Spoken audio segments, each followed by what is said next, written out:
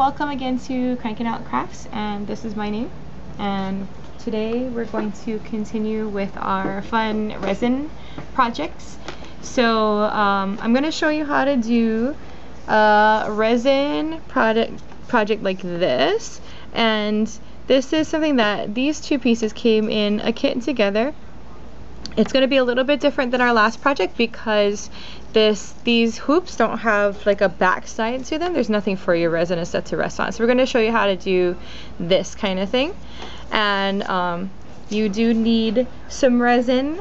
You're going to need some Scotch tape. We're going to use tape for the backing, but we don't want it to be too sticky, so I'm just using regular old Scotch tape. Also a few tools and transparencies. So they actually come in things like this. They're called Super Design Film, and they have a bunch of different like transparent images that you can cut out. So I've got a few here that I've already cut out and prepared. They're going to be really hard to see because they're super tiny, but I promise you they're right here. And so we're going to start with our piece here, and all I want to do is back this piece with some Scotch tape, and this is just to keep the resin from oozing out underneath it. So I just want, we don't want the tape to be too sticky because we have to peel it off the resin later on, but we do want it to be able to stick nicely to our pendant blank. Okay, so the first thing we're going to do is put some resin into, and I just want a really small amount in this part, into the middle of our pendant, and we're going to spread it out so that you have it on the tape and it's got to touch all the sides, because that's what's going to make it set to your metal piece or your pendant blank. If you want to make this into a pendant or something that you can hang, what you need to do at this point is put in a crimp bead. It's really small, but it's right there. And what this is going to do is give you a hole to put your jump ring, or well, your jump ring through later on. I'm just gonna I need a little bit more of our resin. And while you're doing this and spreading everything out, remember to try and be sort of gentle with it, because we don't want this to have bubbles. And make sure that you smooth it around your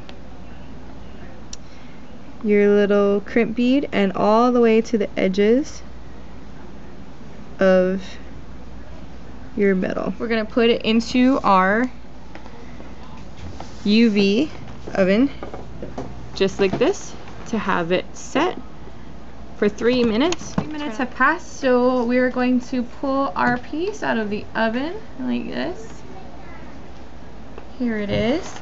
And now we're going to start our next layer of items. So what I want to do first, I'm going to put a little bit of resin down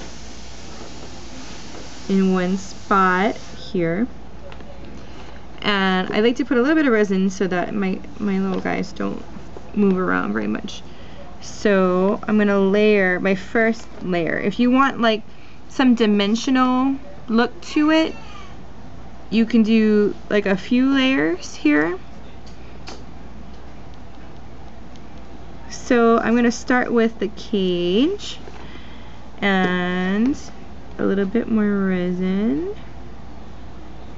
There was a really big bubble, but it popped, so it's okay. And I have some of these sprigs, little branches, and I'm going to put some of that down here. And what I'm doing here is I'm just going to push them sort of down so that they're in contact with that bottom layer, but they have a little bit of resin kind of holding them. And I'm going to reserve a little bit more space for my last layer, which will have my last few pieces on it and some bling.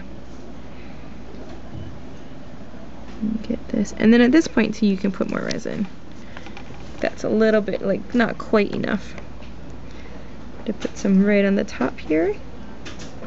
Better. And we're gonna smooth this out over the entire surface. Okay. Another 3 minutes and we'll be right back. We did another 3 minutes in our oven. And we're gonna pull this out. Oh, UV oven. Don't put it in your regular oven. I don't know what that would do. So here is my design so far. I always like to test it out. I don't know. 3 minutes is good. It dries really nicely. And I am going to add in my last couple of pieces. And I just wanted these to kind of be a little bit further up in the design, floating over. And then we're actually, since this is my last layer, I'm gonna go ahead and make more resin, and we're gonna make this sort of like dome shape over the top of it. So I'm actually gonna do quite a bit of resin on here. And make sure that it's all out to the edges. And then that way it'll look more like a pendant or a charm than it would if you just had like this sort of flat piece. Again, like I got everything. Try to get some of these bubbles out. Bubbles can add, I think they sort of add to your piece too, because if you want it to look really vintage, bubbles are actually, I think, nice, pretty vintage. Okay, and this is gonna go in for another 3 minutes. We're almost done.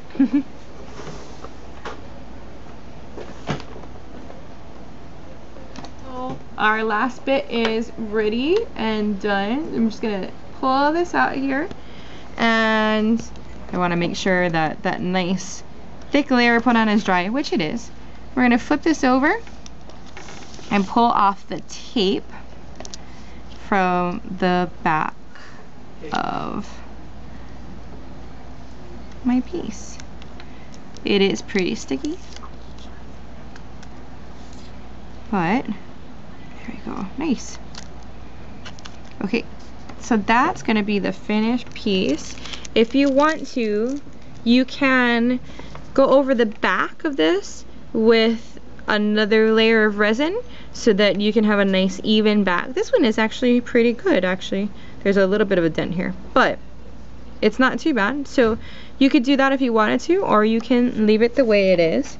And don't forget, these are all from kits. So you could actually, we've got a few different kits that we sell, different box kits. A lot of them you can make more than one thing out of. There's the first one that we started with was from a kit. Both of these come in the kit.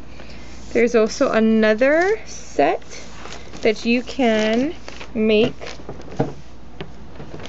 pendant and earrings like this, and this is all one kit. So the kits actually do come with a lot of different things. And then last but not least, we have our cell phone charm, which was also a kit.